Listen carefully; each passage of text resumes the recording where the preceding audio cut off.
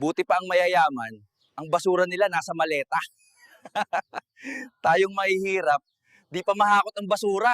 Sabi ko sa'yo pare, may pera sa basura. Tama ka pare, mali-maleta pang basura. Pre, may pera daw sa basura, sabi sa TV.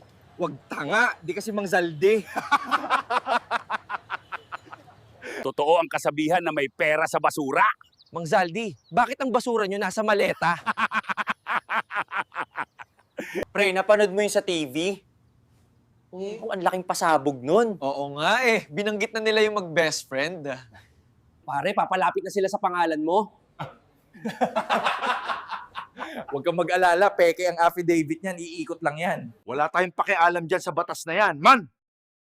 Sometimes you need to bend the law. Sen, bakit niyo po sinabi na you can bend the law? Dahil ako ang ikalimang lawbender.